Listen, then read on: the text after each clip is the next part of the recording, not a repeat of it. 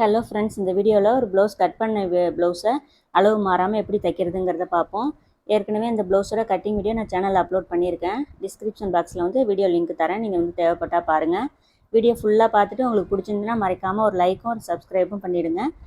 வாங்க நம்ம ஃபுல்லாக வந்து இப்போ எப்படி தைக்கிறதுங்கிறத பார்ப்போம்.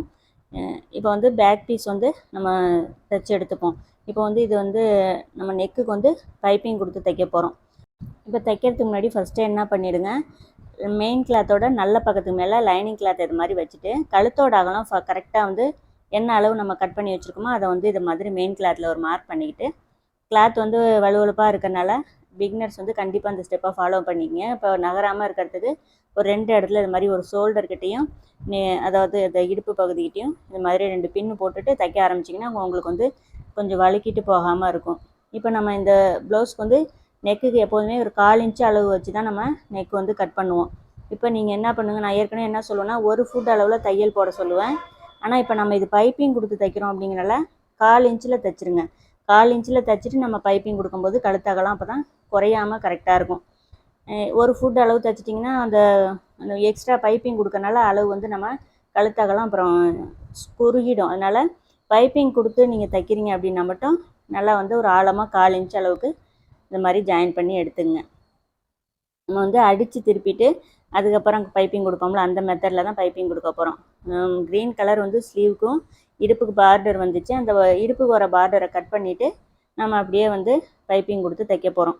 அதே மாதிரி மெயின் கிளாத்தை வந்து கொஞ்சம் ரஃப்பாக, அந்த கிளாத் அதிகமாக விட்டுருந்தா கூட பரவாயில்ல, இருக்குது இந்த மாதிரி எடுத்து கட் பண்ணி எடுத்துகிட்டு ரவுண்ட் ஷேப் அப்படிங்கிறனால கண்டிப்பாக இந்த மாதிரி ஒரு 1.5 இன்ச்சு கேப் விட்டு ஒரு சிசர் கட் வந்து அங்கங்கே கொடுத்துங்க அந்த ரவுண்ட் ஷேப்கிட்ட.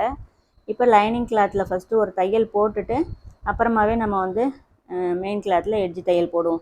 இந்த மாதிரி ஒரு தையல் போட்டுட்டு நீங்கள் ஃபைனல் ஃபினிஷிங் பண்ணும்போது நமக்கு நல்லா நீட்டாக வருது. ஸோ அப்படியே வந்து ஒரு சில கிளாத்துக்கு தைக்கலாம். இப்போ இதை மாதிரி கிளாத்து நம்ம கொஞ்சம் வளவளப்பாக இருக்குல்ல, இதில் இந்த ஸ்டெப்பு ஃபாலோ பண்ணிவிட்டு அதுக்கப்புறம் நம்ம வந்து இன்னொரு தையல் போடும்போது ஃபினிஷிங் வந்து ரொம்ப நீட்டாக வருது. ஸோ இப்போ வந்து வெளிப்பக்கம் நமக்கு அதே மாதிரி இப்படி திருப்பும் போது அந்த ரவுண்ட் ஷேப்பும் நமக்கு ரொம்ப நீட்டாக இருக்கும். ரவுண்ட் ஷேப்போ நீங்கள் எந்த மாதிரி ஸ்ட்ரக்சரில் தைக்கிறோமோ அது வந்து அப்படியே கரெக்டாக நமக்கு கிடைக்கும். அந்த லைனிங் கிளாத்தில் தையல் போட்டுட்டு வெளிப்பக்கம் இந்த மாதிரி தையல் போடும்போது. ஸோ பைப்பிங் கொடுக்குறதுனால நம்ம எல்லாம் எட்ஜில் தையல் போடுவோம். இதுவே நார்மலாக நீங்கள் தையல் போடுறதா இருந்தால் ஃபஸ்ட்டு ஒரு ஃபுட் அளவுக்கு தையல் போட்டுட்டு ஃபைனலாக பேக்கு ஃப்ரண்ட்டு ஷோல்டர்லாம் ஜாயின் பண்ணிவிட்டு ஃபைனலில் வந்து நம்ம எட்ஜி தையல் போடலாம். இப்போ இதை மாதிரி நம்ம பைப்பிங் கொடுத்து தைக்கிறதுனால எட்ஜில் வந்து தையல் போட்டு ஃபினிஷிங் பண்ணி எடுத்துப்போம். இப்போ அடுத்ததாக வந்து மெயின் கிளாத்தையும் லைனிங் கிளாத்தையும் ஃபஸ்ட்டு நம்ம ஜாயின் பண்ணி எடுத்துக்கிட்டு தான் கீழே வந்து மடித்து தைக்க போகிறோம். இப்போ ஷோல்டர்லேருந்தே நான் வந்து ஜாயின் பண்ணிட்டு வரேன். அதே மாதிரி இப்போ ஜாயின் பண்ணுற தையல் வந்து நம்ம லைட்டாக கொஞ்சமாக ஓட்டு தையல் வச்சுக்கலாம். கொஞ்சம் வேலை கொஞ்சம் ஸ்பீடாக முடியும். இப்படி தைச்சிட்டு நம்ம சைட்லேயும் தையல் போடலாம். நான் ஆனால் அதை மாதிரி ஃபினிஷிங் பண்ணல. ஆம்ஹோலோடு அப்படியே நிப்பாட்டிட்டு அடுத்தது கீழ்ப்பக்கம் அப்படியே இடுப்பு பக்கத்துலேருந்து நம்ம ஜாயின் பண்ணுறோம். ஸோ ஸ்டிச்சிங்கை பொறுத்தளவுக்கு உங்களுக்கு எதை மாதிரி இதை மாதிரி நம்ம தைக்கும்போது சைடில் தையல் போட்டோம்னா நடுப்புற அந்த மெயின் கிளாத் வந்து ஃபுல்லாக சமயத்தில் வந்து லூஸ் கொடுத்து தைச்சிட்டோம்னா அப்படியே சுருக்கமாக இருக்கும் புஷ்ஷுன்னு. அதனால் இந்த சைடில் தையல் போடாமல் ஆம்ஹோல் சைடும் கீழ்ப்பக்கம் இடுப்பு பக்கம் இதை மட்டும் நம்ம வந்து ஜாயின் பண்ணிக்கிறோம். ஸோ இதே மாதிரி நம்ம ஜாயின் பண்ணிவிட்டு எக்ஸ்ட்ரா கிளாத் எல்லாத்தையும் இந்த மாதிரி நீட்டாக கட் பண்ணிவிட்டு இப்போ வந்து இந்த மாதிரி கட் பண்ணுற கிளாத் வந்து லைனிங் கிளாத்துக்கு மேட்சாக கட் பண்ணணும். ஸோ நம்ம எங்கே மடித்து தைக்கிற இடம் அப்புறம் வந்து உடம்பு சுற்ற அளவுட்டெல்லாம் மார்க் பண்ணோம்ல, அதெல்லாம் மார்க் பண்ணிக்கிட்டு 2 இன்ச்சு கிளாத்து விட்ருக்கோம்ல, அதில் ஃபஸ்ட்டு ஒரு 1/2 இன்ச்சை இந்த மாதிரி மடித்து கீழ்ப்பக்கம் 1 ஃபுட் அளவுக்கு கேப் விட்டு இந்த மாதிரி ஒரு தையல் போட்டுட்டு இப்போ நமக்கு இவ்வளோ அகலம் வந்து உள்பக்கம் இருக்கணும்னு தேவையில்லை. அதில் வந்து ஒரு பாதி கிளாத்தை ஃபஸ்ட்டு இதை மாதிரி கட் பண்ணி எடுத்துக்கலாம். இதுக்கு நமக்கு கிளாத்து கம்மியாகவே விடலான்னு நினைப்பீங்க. ஆனால் இதை மாதிரி நீங்கள் தைக்கும்போது உங்களுக்கு வந்து ஈஸியாக இருக்கும். கிளாத் வந்து எப்போவுமே கொஞ்சம் அதிகமாக வச்சுட்டு நம்ம ப்ளவுஸ் தைக்கும்போது நமக்கு பயம் இருக்காது. தைக்கும்போது நம்ம அதை கரெக்டான அளவில் தைச்சி எடுத்துக்கலாம். இப்போ மறுபடியும் நம்ம கரெக்டாக எந்த அளவு மடிக்கணுமோ அந்த அளவு மடிச்சுட்டு இல்லை எட்ஜில் ஒரு தையல் போடுறோம். ஸோ இதை மாதிரி கொஞ்சம் வளவளப்பான துணி அப்புறம் கிரேப் சில்க், இதே மாதிரி கிரேப் சில்க் அப்புறம் வந்து நைஸாக பூனம் கிளாத்து இதெல்லாம் தைக்கும்போது நம்ம அடித்து திருப்பாமல் இடுப்பு பக்கம் ஒரு 2 இன்ச்சு கிளாத் விட்டு இதை மாதிரி மடித்து தைக்கும்போது ஃபினிஷிங் பார்க்குறதுக்கு நல்லாயிருக்கும், போட்டுக்கிறதுக்குமே ரொம்ப நல்லாயிருக்கும். இப்போ பேக் பார்ட் வந்து நம்ம ஃபினிஷிங் பண்ணி எடுத்துக்கிட்டோமா, நெக்ஸ்ட் வந்து இந்த ப்ளவுஸோட பெல்ட்டு கிளாத் கட் பண்ணி வச்சுக்கோம்ல, அதை எப்படி தைக்கிறதுன்னு பார்ப்போம். இப்போ வந்து கீழ்ப்பக்கம் 1/2 இன்ச்சு கிளாத் விட்டுருக்கோம்ல, அதை ஃபஸ்ட்டு மடித்து இப்படி விரலால் நேராக தேய்ச்சி எடுத்துக்கலாம். இது வந்து கரை பாகம் இருக்குங்கனால நீங்கள் தேய்க்கலைன்னா கூட அந்த கரையிலேயே தையல் போடலாம். அந்த கரை அளவுக்கு மட்டும் நம்ம மார்ஜின் போட்டுட்டு தையல் போடலாம். இதில் நான் அது மாதிரி தான் போட்டிருக்கேன். ஒருவேளை நீங்கள் இந்த மாதிரி கரைபாகலைன்னா ஃபஸ்ட்டே இது மாதிரி விரலால் மடித்து தேய்ச்சி எடுத்துங்க. பிகினர்ஸுக்கு இந்த டிப்ஸ்லாம் ரொம்ப யூஸ்ஃபுல்லாக இருக்கும். அதுக்காக தான் ஸ்டெப் பை ஸ்டெப்பு நான் ஃபுல்லாகவே சொல்லியிருக்கேன். ஃபஸ்ட்டு வந்து நம்ம வைக்கிற கிளாத் வந்து வேஸ்ட்டு கிளாத், அதாவது எந்த கலர் வேணாலும் எடுத்துக்க. 3 கிளாத் கொடுக்கறதுக்கு ஃபஸ்ட்டு வேஸ்ட்டு கிளாத்து, அதுக்கு மேலே மெயின் கிளாத்தோட ரைட் சைடு, அதுக்கு மேலே லைனிங் கிளாத்து. இப்போ லைனிங் கிளாத்தில் பேக்கு ஃப்ரண்ட்டு மார்க் பண்ணிங்க. பேக்கு அப்படிங்கிறது சைடு ஜாயின் பண்ணுற இடத்துக்கிட்ட வர்றது, ஃப்ரண்ட் அப்படிங்கிறது ஹூக்பட்டி ஐப்பட்டி ஜாயின் பண்ணுற இடத்துக்கிட்ட வர்றது. ஃப்ரண்ட்டு பேக்கு தெரிகிற மாதிரி ஏதாவது ஒரு இடத்துல மார்க் பண்ணிக்கங்க. இப்போ பேக் பெல்ட் வந்து முடிச்சிருக்கோம்ல, அடுத்தது ஆரம்பிக்கும் போது அதே பேக் பெல்ட்டு தான் ஆரம்பிக்கணும். இப்படி ஆரம்பித்து தைக்கும் போது தான் நமக்கு இந்த லெஃப்ட் ரைட் வசம் வந்து மாறாமல் இருக்கும். சேம் அதே மாதிரி இப்போ நம்ம இந்த லைனிங் கிளாத்தில் ஒரு தையல் போட்டுட்டு வெளிப்பக்கம் ஃபினிஷிங் பண்ணலாம். இப்போ ஸ்டார்டிங்கில் தைக்கும் போது உங்களுக்கு பேக்கு ஃப்ரண்ட்டு தான் வந்து ஃபால்ட் வரும். அதே மாதிரி எக்ஸ்ட்ரா கிளாத் கொடுக்கும்போது நீங்கள் இதை மாதிரி கரெக்டாக செட் பண்ணும்போது உங்களுக்கு அந்த வேஸ்ட்டு கிளாத்து வேறு கலரில் கொடுத்துருக்கோம் பார்த்தீங்களா, மேட்சாக கலர் கிடச்சின்னா ஓகே. ஒரு வேளை நமக்கு அது மாதிரி கிடைக்கல, இது மாதிரி வேறு கலரில் தான் இருக்குது அப்படிங்கிறப்ப கிளாத்தை வந்து நம்ம இதை மாதிரி அரேஞ்ச் பண்ணிவிட்டு தைக்கும்போது அந்த வேஸ்ட் கலர் வந்து நமக்கு சென்டராக போயிடும். இப்போ பேக்கு வெளிப்பக்கமும் உள்பக்கமும் நமக்கு கரெக்டான கிளாத் வந்து தெரியும். அதனால் இந்த மாதிரி செட் பண்ணிக்கங்க. இப்போ வந்து மெயின் அந்த லைனிங் கிளாத்துக்கு ஈக்குவலாக எக்ஸ்ட்ரா கிளாத் எல்லாத்தையும் கட் பண்ணிவிட்டு நம்ம பெல்ட் வந்து ஃபினிஷிங் பண்ணி வச்சுக்கிட்டோம். இப்போ அடுத்ததான் வந்துட்டு ஃப்ரண்ட் போர்ஷன் தைக்கிறதுக்கு முன்னாடி ஃபஸ்ட்டே அதே மாதிரி அடித்து திருப்புறதுக்கு மெயின் கிளாத்தோட நல்ல பக்கத்துக்கு மேலே லைனிங் கிளாத்தை வைக்கணும். 2 பக்கமும் இதை மாதிரி செட் பண்ணி வச்சுட்டு நான் ஃபுல்லாக இதை தைச்சிட்டு உங்களுக்கு ஃபினிஷிங் பண்ணிவிட்டு நான் காட்டிடுறேன். ஏன்னா இது வந்து எப்போதும் போல் பேக் பீஸ் எப்படி நம்ம ஃபினிஷிங் பண்ணுறோமோ அதே மெத்தட் தான் ஃப்ரண்ட்டில் வரும் அடித்து திருப்புறதுக்கு. ஸோ அதனால் நான் இதை வந்து ஃபுல்லாக வந்து காமிக்கல, அப்படியே வந்து நான் வந்து ஃபினிஷிங் பண்ணிவிட்டு காமிக்கிறேன் உங்களுக்கு. இப்போ இந்த ஒரு தையல் நீங்கள் ஜாயின் பண்ணுறதுக்கு முன்னாடி என்ன பண்ணுங்கள், நெக்கோட ஃப்ரண்ட் நெக்கு வந்து அளவு கரெக்டாக இருக்கான்னு செக் பண்ணிக்கங்க. ஏன்னா நம்ம வந்து அடித்து திருப்பினதுக்கப்புறம் நெக்கை வந்து ஆல்ட்ரு பண்ண முடியாதுல்ல. ஸோ இதை மாதிரி அடித்து திருப்புறதுக்கு முன்னாடி இந்த மாதிரி ப்ளவுஸ்க்கு நீங்கள் அளவு ப்ளவுஸ் வச்சு ஒரு தடவை செக் பண்ணிக்கிட்டு தைங்க. இப்போ 2 சைடும் நம்ம வந்து ஃபுல்லாக ஃபினிஷிங் பண்ணி எடுத்துக்கிட்டோம். இப்போ அடுத்ததான் வந்து டாட் பிடிக்கிறேன். டாட் பிடிக்கும் போது 2 டாட்டில் வந்து நான் ஒரு தையல் தான் போடுறேன், லாக் ஸ்டிச் தான் போடுறேன். ஒரு சிலர் வந்து இப்போ வீடியோ போடுறவங்களாம் லாக் ஸ்டிச் போட்டால் டாட் வந்து ஷேப் கரெக்டாக வராதுங்கிற மாதிரிலாம் போடுறாங்க. நானும் எனக்கு தெரிஞ்சு ஒரு 20 வருஷமாக தைச்சிக்கிட்டு இருக்கேன். எனக்கு இந்த மாதிரி ஒரு மிஸ்டேக்லாம் இது வரைக்கும் யாரும் சொல்லி நான் கேட்டதில்லை. ஸோ இதை மாதிரி விஷயத்துக்கெலாம் பிகினர்ஸ் பயந்தீங்கன்னா கண்டிப்பாக ப்ளவுஸ் தைச்சி கற்றுக்கிறதே வந்து உங்களுக்கு குழப்பம் வரும். இது சரியாக இருக்காதோ அது சரியாக இருக்காதோ அப்படிங்கிற மாதிரி. ஸோ வந்து அதை பற்றிலாம் கவலைப்படாதீங்க. லாக் ஸ்டிச் போடும்போது உங்களுக்கு கிளாத்து சுருக்கம் வராமல் நீட்டாக போடணும். அது ஒரு தான் விஷயம். லாக் தையல் போடுறீங்க அப்படின்னா அந்த முனையில் வந்து நமக்கு கிளாத் வந்து சுருக்கமாக இல்லாமல் நீட்டாக இருக்கணும். ஒருவேளை லாக் ஸ்டிச் போட வரல, உங்கள் மிஷின் ஏதாவது வந்து கொஞ்சம் கரெக்டாக இல்லை அப்படின்னா நீங்கள் அப்படியே திருப்பி 2 தையல் போட்டுங்க. அவ்வளோதான் விஷயம். நம்ம வந்து இந்த டாட்டை வந்து கிராஸெல்லாம் கட் பண்ணல. ஏன்னா சப்போஸ் நம்ம மறுபடியும் அளவு எடுக்கிறதுக்கு அதை நம்ம கட் பண்ணிட்டோம்னா சரியாக இருக்காது. அதனால் மடித்து அப்படியே திருப்பிக்கிட்டோம். ஸோ இப்போ நம்ம வந்து இந்த மெயின் கிளாத்து நெக்குக்கிட்ட கட் பண்ணி எடுத்துருக்கோம்ல, அதில் தான் ஐப்பட்டி தைக்கணும். ஏன்னா இந்த கிளாத்து நீங்கள் கட்டிங் வீடியோ பார்த்தீங்கன்னா தெரியும், கிளாத் வந்து ரொம்ப 1 மீட்டரில் வந்து இடுப்பு வந்து நல்லா இறக்கமான ப்ளவுஸ் இது. அதனால நமக்கு கிளாத் இருக்கிறதுக்கு தகுந்த மாதிரி நம்ம தைச்சிக்கலாம். இது மாதிரி கிளாத்தில் நீங்கள் அதாவது ஐப்பட்டி வந்து மெயின் கிளாத்தில் தைக்கும் போதும் ஃபினிஷிங் வந்து ரொம்ப நல்லாயிருக்கும். கொஞ்சம் அது மாதிரி நீங்கள் தைச்சி பாருங்கள். சமயத்தில் வந்து ஒரு சில கிளாத்து தான் தைக்க வராது. இப்போ இது மாதிரி கிளாத்லாம் ஓரளவுக்கு நம்ம தைக்கிறதுக்கு ஈஸியாக தான் இருக்கும். இன்னும் கொஞ்சம் வளவளப்பாக இருக்கும். அதை கொஞ்சம் சின்ன சின்ன இந்த நுணுக்கம் எப்படி கிளாத்தை வைக்கணும் அப்படிங்கிறலாம் கொஞ்சம் தெரிஞ்சுக்கிட்டிங்கன்னா தைக்கிறது ரொம்ப ஈஸி. இப்போ அதே மாதிரி பெல்ட் வந்து கீழ்ப்பக்கம் திருப்பி ஒரே ஒரு தையல் தான் நான் போடுறேன். இந்த தையலையும் வந்து மேல் பக்கம், அதாவது அந்த பெல்ட்டோட அந்த சொல்கிறோம்ல அந்த பிசுறு வந்து கொஞ்சம் தெரிகிற மாதிரி தான் இருக்கும். அந்த மாதிரி தான் ஒரு தையல் போட்டு ஃபினிஷிங் பண்ணியிருக்கோம் வெளிப்பக்கம். இப்போ நம்ம அந்த ஹூக்பட்டி ஐப்பட்டி ஜாயின் பண்ணுறதுக்கு முன்னாடி அளந்து பார்த்துட்டு இடையில நம்ம வந்து அந்த டாட் பிடிக்கிற இடத்துல தான் கொஞ்சம் அட்ஜஸ்ட் பண்ணலாம். ஸோ அதை மாதிரி கொஞ்சமாக நான் வந்து ஒரு பீஸில் வந்து சரி பண்ணி ஹூக்பட்டி ஐப்பட்டி ஜாயின் பண்ணுறதுக்கு முன்னாடியே அந்த ஒயரம் வந்து கரெக்டாக இருக்கான்னு செக் பண்ணிக்கிட்டு நம்ம வந்து அடுத்து தைக்கணும். ஏன்னா நம்ம மேல் பக்கம் வந்து நெக்குக்கிட்ட தான் வந்து அளவு வந்து ஆல்ட்ரு பண்ண முடியாதுன்னா அடித்து திருப்பிட்டோம்ல. அதனால் இடையில வந்து நீங்கள் ஹூக்பட்டி ஐப்பட்டி ஜாயின் பண்ணுறதுக்கு முன்னாடியே இதை வந்து சரி பண்ணிக்கணும். இப்போ நார்மல் ப்ளவுஸ் அப்படின்னா ஹூக்பட்டி ஐப்பட்டி ஜாயின் பண்ணிவிட்டு கூட நம்ம எக்ஸ்ட்ரா இருந்தால் நெக்குக்கிட்ட அதை சரி பண்ணிக்கலாம். ஸோ இது மாதிரி நெக்கை அடித்து திருப்பிட்டோம்னா நம்ம அதுக்கப்புறம் அதை சரி பண்ண முடியாது. ஸோ இந்த டிப்ஸை மறக்காமல் ஃபாலோ பண்ணிக்கோங்க. அதே மாதிரி இந்த மெயின் கிளாத்தை 2ஆக ஃபோல்டிங் பண்ணிவிட்டு ஜாயின் பண்ணணும். இப்போ மறுபடியும் அப்படியே வந்து மேல் பக்கமும் கீழ் பக்கமும் இருக்கிற கிளாத்தை மடிச்சுட்டு அப்படியே வந்து ரொம்ப ஈஸியாக சிம்பிளாக தான் ஜாயின் பண்ணுறோம். நம்ம இந்த ஐப்பட்டி ஜாயிண்ட் வந்து பார்த்திங்கன்னா தெரியும், ரொம்ப சிரமமே இருக்காது. ஒவ்வொருத்தரோட ஸ்டிச்சிங் மெத்தடும் ஒவ்வொரு மாதிரி இருக்கும். என்னோடது நீங்கள் ஃபாலோ பண்ணிங்கன்னா இதே மாதிரி நான் சொல்கிற மெத்தட்லேயே தைச்சி பாருங்கள். அப்போ தான் உங்களுக்கு வந்து எதுவும் மாறாது. இப்போ ஐப்பட்டி ஜாயின் பண்ணுறதுக்கு வந்து மெயின் கிளாத்தில் ஜாயின் பண்ணிட்டோம். இப்போ லைனிங் கிளாத் வந்து அடுத்தது ஹூக் பெட்டிக்கு வந்து லைனிங் கிளாத் தான் வச்சு ஜாயின் பண்ணுறோம். ஒரு 2.5 இன்ச்சு கிளாத் எடுத்துகிட்டு இதை மாதிரி ஜாயின் பண்ணணும். ஸோ இந்த ஜாயிண்ட் ரைட் சைடு திருப்பிட்டு நீங்கள் ஃபைனலாக ஃபினிஷிங் பண்ணும்போது நான் எல்லா வீடியோலையும் சொல்கிறது தான், ஓரத்துலேருந்து கொஞ்சமாக கிளாத்து விட்டுட்டு தையல் போடுங்க. அப்போ வந்து ஹூக் பெட்டி வந்து நமக்கு வெளிப்பக்கம் நீட்டாக இருக்கும், சுருக்கமாலாம் இருக்காது.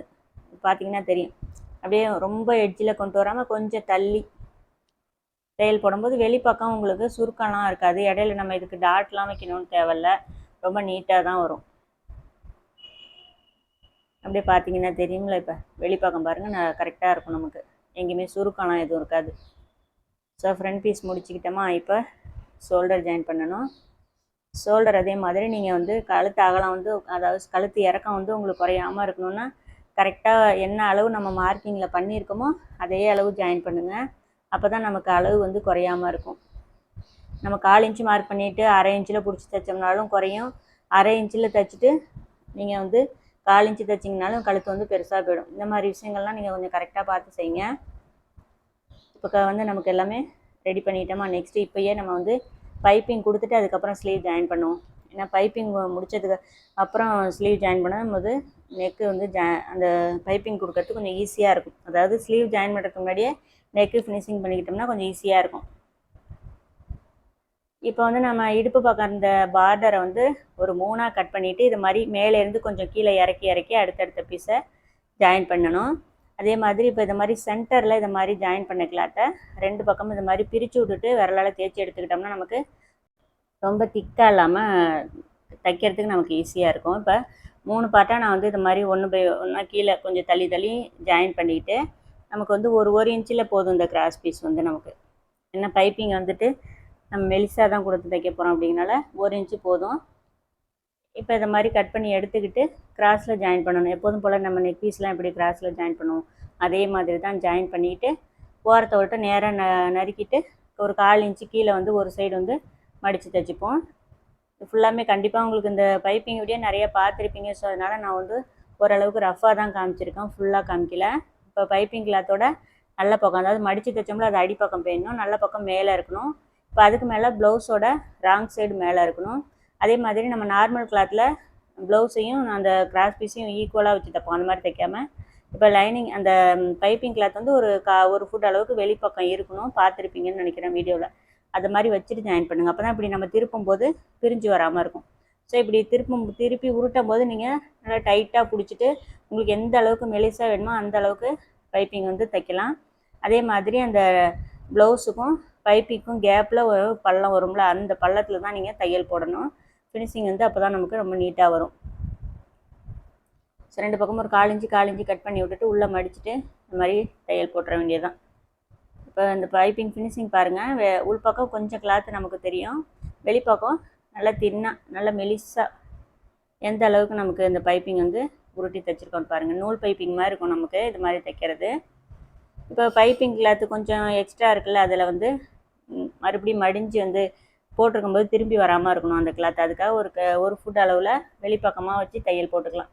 இப்போ வந்து சைடு ஜாயின் வந்து நமக்கு ரொம்ப கரெக்டாக இருக்குது. பெல்ட் வந்து நம்ம கட் பண்ண அளவுக்கு தைச்சி எடுத்துருக்கோம், அது வந்து கரெக்டான அளவில் நமக்கு இருக்குது. இப்போ வந்து ஸ்லீவ் ஜாயின் பண்ணணும். ஸ்லீவில் வந்து ஒரு சின்ன கொஞ்சம் மட்டும் நான் காமிக்கிறேன். இப்போ வந்து மெயின் கிளாத்லேயும் நமக்கு ஜாயின் பண்ணணும், ஸ்லீவோட லைனிங்லேயும் வந்து ஜாயின் பண்ணணும். இந்த மெயின் கிளாத்தில் போகிற ஜாயின் வந்து ஆம்கோல் கிட்ட போயிடுற மாதிரி கிளாத் அவ்வளோதான் இருக்குது, மேட்சிங்கான கிளாத் இல்லை. ஸோ அதனால் ஏன்னா அந்த இடுப்பு பார்டர் தான் நமக்கு பைப்பிங்க்கு கரெக்டாக போயிடுச்சதுனால எக்ஸ்ட்ரா வந்து ஆம்கோல் கிட்ட நமக்கு வர மாதிரி போட்டிருக்கேன். இப்போ லைனிங் கிளாத்தில் நல்லா கவனமாக பார்த்துங்க. ஒரு கிளாத்தை அடிப்பக்கம் வச்சோம், இப்போ இன்னொரு கிளாத்தில் இன்னொரு ஸ்லீவில் அப்படியே மேல் பக்கம் வைக்கிறோம். இந்த கிளாத்தை பிரிக்காமல் அப்படியே வச்சுக்கிட்டு நம்ம ஜாயின் பண்ணும்போது உங்களுக்கு அந்த ஸ்லீவோட லெஃப்ட் ரைட் வந்து மாறாது. ஒரு கிளாத்தில் வந்து அடிப்பக்கமாக வச்சோமா அந்த எக்ஸ்ட்ரா கிளாத்தை, இன்னொரு கையில் வந்து அப்படியே மேல் பக்கமாக வச்சுருக்கோம். இப்போ அப்படியே வச்சுட்டு கீழ்ப்பக்கம் எந்த அளவுக்கு அடித்து திருப்பணுமோ அதை வந்து விரலால் மடித்து இது மாதிரி ஸ்ட்ரைட்டாக ஒரு தேய்ச்சி எடுத்துங்க. தையல் போடுறதுக்கு ஈஸியாக இருக்கும். அதுக்கப்புறம் இது வந்து ஸ்லீவோட சென்ட்ரு நல்லா கரெக்டாக மார்க் பண்ணிக்கிட்டு ஒரு சைடு நம்ம கரெக்டான அளவு வச்சு மார்க் பண்ணியிருப்போம். இப்போ இன்னொரு சைடு ஜாயின் பண்ணியிருக்கோம்ல அந்த கிளாத்தை பேக் சைடுக்கு ஈக்குவலாக இப்படி தான் நம்ம வந்து கரெக்ஷன் பண்ணி சரி பண்ணணும். ஸோ நமக்கு வந்து ஒரு சைடு ஜாயின் போட்டால் போதும். சரியான அளவு கட்டிங்கில் இருக்கும்போது நமக்கு அது ஈஸி. இப்போ வந்து இந்த பார்த்திங்கன்னா தெரியும், மெயின் கிளாத்தில் இந்த மாதிரி ஜாயின் போட்டிருக்கோம். இப்போ இந்த மாதிரி நம்ம ஸ்லீவ் ஜாயின் பண்ணதுக்கப்புறம் இது ஆம்ஹோல் கிட்டே போய் உங்களுக்கு மறைஞ்சிரும். அதாவது அந்த அகல் பகுதிக்கிட்ட நமக்கு அந்த ஜாயிண்ட் மறைஞ்சிரும். ஸோ 2 ஸ்லீவும் நான் அது மாதிரி ரெடி பண்ணிக்கிட்டேன். ஜாயின் போடும்போது வெளிப்பக்கம் தெரியாமல் இருக்கிற மாதிரி கிளாத் வந்து ரொம்ப கவனமாக நீங்கள் ஜாயின் பண்ணுறது ரொம்ப முக்கியம். இப்போ வந்து அடுத்ததாக ஸ்லீவ் ஜாயின் பண்ணுறதுக்கு முன்னாடி ஆம்ஹோல் ரவுண்டு ஒரு தடவை கரெக்டாக இருக்கான்னு செக் பண்ணிப்போம். ப்ளவுஸோட பேக்கு ஃப்ரண்ட் இது மாதிரி பின்னு போட்டுட்டு அப்படியே பேக்கில் திருப்புங்க. திருப்பும்போது நமக்கு இந்த ஃப்ரண்ட்டில் எக்ஸ்ட்ரா கிளாத் ஏதாவது நம்ம கட் பண்ணாமல் இருக்கோம்ல, அது வந்து கரெக்டாக இப்படி தெரியும். அதை வந்து இது மாதிரி கரெக்ஷன் பண்ணிக்கிட்டு இப்போ நான் வந்து ரொம்ப சிம்பிளாக எப்படி அளக்கிறேன்னு பாருங்கள். உடம்போட சுற்றும் இந்த ஆம்ஹோல் சுற்று ஸ்லீவில் உள்ளதும் 2 பக்கமும் இது மாதிரி கரெக்டாக மேட்ச் ஆகணும். ஒரு கொஞ்சமாக 1 ஃபுட் அளவுக்கு ஸ்லீவ் ரவுண்டு வந்து நமக்கு அதிகமாக தெரியணும். உடம்போட சுற்றளவு வந்து கரெக்டாக இருக்கான்னு செக் பண்ணிக்கிட்டு நம்ம ஆம்ஹோல் கிட்டேருந்தே நான் ஜாயின் பண்ணுறேன். அதே மாதிரி ஸ்லீவில் நம்ம ஜாயிண்ட் போட்டது வந்து உள்பக்கம் மறைஞ்சிடுற மாதிரி அடித்து திருப்புங்க. அப்போ வந்து வெளிப்பக்கம் நமக்கு அந்த பிசுறு தெரியாமல் இருக்கும்போது நல்லாயிருக்கும். ப்ளவுஸோட இந்த ஃபினிஷிங் ஃபைனல் லுக் வந்து நமக்கு நல்லாயிருக்கும். ஸோ நான் சொன்ன மாதிரி ஆம்ஹோல் வந்து நீங்கள் அந்த கட்டிங் வீடியோ பாருங்கள். ரொம்ப மேட்சிங்காக உங்களுக்கு வரா மாதிரி ஆம்ஹோல் கட்டிங்கும் சரி, நம்ம தைக்கும் போதும் சரி ஆம்ஹோல் ரவுண்டு வந்து ரொம்ப கரெக்டாக வந்து மேட்ச் ஆகும். நான் சொல்லியிருக்கிற சின்ன சின்ன டிப்ஸ் எல்லாத்தையுமே கட்டிங் வீடியோ பார்த்து நீங்கள் தெரிஞ்சுக்கிட்டிங்கன்னா இந்த ஸ்டிச்சிங்கும் உங்களுக்கு அதை நீங்கள் நினச்ச மாதிரியே வரும். இப்போ 2வது தையல் போடும்போது விரலால் அந்த கரெக்டாக வந்து கீழ்ப்பக்கம் உள்ள கிளாத்லாம் எதுவும் மேலே திரும்பி வந்துருக்கா என்னங்கிறத விரலால் அப்படி அழுத்தி தடவி பார்த்துட்டே நீங்கள் 2வது தையல் போடுங்க. இப்போ பார்த்தீங்கன்னா தெரியும், ஸ்லீவ் ரவுண்டு வந்து நமக்கு ரொம்ப நீட்டாக அழகாக ஜாயிண்ட் ஆகிருக்கும். ஸோ இடுப்பு சைடு ஜாயின் பண்ணுறதுக்கு முன்னாடி அளவு ப்ளவுஸில் ஹூப்பட்டி பக்கம் சேர்த்து அளந்துங்க. ஐப்பட்டி பக்கம் அளக்கும்போது ஐப்பட்டியை விட்டுட்டு அளக்கணும். இப்போ ஃப்ரண்ட் பீஸில் ஒரு 1/4 இன்ச்சு, பேக் பீஸை விட ஒரு 1/4 இன்ச்சு வெளியில் தள்ளி வச்சு நான் மார்க் பண்ணுறேன், அதாவது ஜாயின் பண்ணுறேன். ஒரு சில நேரங்களில் நம்ம அந்த கிராஸ் வந்து கரெக்டாக தெரிகிற மாதிரி வச்சுட்டு நம்ம ஃப்ரண்ட் பீஸ் அதிகமாக இருக்குது அப்படின்னா கொஞ்சம் வெளிப்பக்கம் தள்ளிடலாம். உடம்புக்கிட்ட நீங்கள் தள்ளக்கூடாது, இடுப்பு பக்கம் மட்டும் நம்ம தள்ளிட்டு இந்த மாதிரி சைடு ஜாயின் பண்ண வேண்டியது தான். இப்போ வந்து எக்ஸ்ட்ரா வந்து கரெக்டான அளவு இருக்கிற மாதிரி வச்சுட்டு எக்ஸ்ட்ரா கிளாத்தை கட் பண்ணிவிட்டு அடுத்தடுத்து நம்ம தையல் போகிறதுக்கு முன்னாடி லாஸ்ட்டாக இந்த ஃபைனல் தையல் இது மாதிரி போட்டு முடிச்சுக்கிட்டிங்கன்னா உங்களுக்கு ஏற்ற இறக்கம் வராது அடுத்தடுத்து தையல் போடும்போது கிளாத்தில். சார் நான் வந்து எப்போதும் 3 தையல் போடுவேன். நீங்கள் வந்து எத்தனை தையல் தேவையோ அதை மாதிரி தையல் போட்டு சைடு வந்து இது மாதிரி ஃபினிஷிங் பண்ணிக்கிங்க. ஸோ அவ்வளோதான், நம்ம வந்து 3 தையல் போட்டு ஃபினிஷிங் பண்ணிட்டோம். 2 பக்கமும் இதே மாதிரி நான் ஜாயின் பண்ணிவிட்டு உங்கள்கிட்ட காட்டுறேன். இப்போ ஆம்ஹோல் ஜாயிண்ட்டு நமக்கு ரொம்ப கரெக்டாக இருக்கா? ஸோ அந்த எக்ஸ்ட்ரா கிளாத் வந்து ஆம்ஹோல் கிட்டே உள்பக்கம் போயிடுச்சா? உடம்போட சுற்றளவு ஒரு தடவை செக் பண்ணிக்கிட்டு ஃபைனலாக வந்து இந்த ப்ளவுஸ்க்கு வந்து நம்ம டாட் பிடிக்க போகிறோம். என்னோடய ஸ்டிச்சிங் மெத்தடில் நான் ஃபைனலாக தான் பிடிப்பேன். அது ரொம்ப ஈஸியாக இருக்கும் கூட. நீங்கள் வந்து ஃபஸ்ட்டே பிடிச்சிட்டு ஒரு வேளை உங்களுக்கு இடுப்பு சுற்றளவு அதிகமாக இருந்துச்சுன்னா எக்ஸ்ட்ரா தையல் போடுற மாதிரி இருக்கும். நம்ம இப்போ இதை மாதிரி தையல் போட்டுட்டு ஃபைனலாக டாட் பிடிக்கும்போது சைடு பக்கம் வந்து எக்ஸ்ட்ரா தையல் எதுவுமே உங்களுக்கு வராது. கரெக்டான அளவுக்கு நமக்கு வரும். ஏன்னா எக்ஸ்ட்ரா இருக்கிற கிளாத்து தான் நம்ம கரெக்டாக டாட் பிடிச்சிடறோம்ல, அதனால் எக்ஸ்ட்ரா இடையில கண்ணாமண்ணெலாம் தையல் போடுற மாதிரி வராது. ஸோ சைடு ஜாயின்லேருந்து அந்த முதுகு பக்கம் வரைக்கும் சென்ட்ரு, அதில் வர சென்ட்ரு மார்க் பண்ணிவிட்டு நல்லா இடுப்பு இறக்கமான ப்ளவுஸுக்கு வந்து ஒரு 4.5 இன்ச்சு நீங்கள் டாட் பிடிக்கலாம். 4 to 4.5 பிடிக்கலாம். எந்த அளவுக்கு இடுப்பு இறக்கம் அதிகமாக இருக்கோ அதுக்கு தகுந்த மாதிரி இந்த டாட்டோட நீளம் வந்து நம்ம பிடிச்சி எடுத்துக்கலாம். ஃபைனலாக அளவு ப்ளவுஸ் வச்சு அளந்துட்டு எந்த அளவுக்கு கிளாத் அதிகமாக இருக்கோ ஒதுங்குதோ அதுக்கு தகுந்த மாதிரி நம்ம இந்த டாட் வந்து பிடிச்சிக்கலாம். அதனால தான் நான் ஃபைனலாக பிடிக்கிறது. ஸோ இந்த ப்ளவுஸ் ஸ்டிச்சிங் வந்து உங்களுக்கு பிடிச்சிருந்துச்சான்னு சொல்லுங்கள். இந்த ப்ளவுஸோட ஃபினிஷிங் எப்படி இருக்குன்னு சொல்லுங்கள். பிடிச்சிருந்தா மறக்காமல் ஃபஸ்ட்டே சொன்னது தான், வீடியோக்கு ஒரு லைக்கும் நம்ம சேனலை சப்ஸ்கிரைபும் பண்ணி சப்போர்ட் பண்ணுங்கள். அவ்வளோதான், இந்த வீடியோ கண்டிப்பாக உங்களுக்கு யூஸ்ஃபுல்லாக இருக்கும்னு நினைக்கிறேன். ஃபைனல் லுக் நமக்கு இந்த ப்ளவுஸ் இப்படி தான் வந்திருக்கு. எப்படி இருக்குன்னு நீங்கள் கமெண்ட் செக்ஷனில் சொல்லுங்கள். இதே மாதிரி நெக்ஸ்ட் என்ன வீடியோ போடணுங்கிறதையும் சொல்லுங்கள். இது மாதிரி வேறு வீடியோவில் பார்க்கலாம். Bye friends.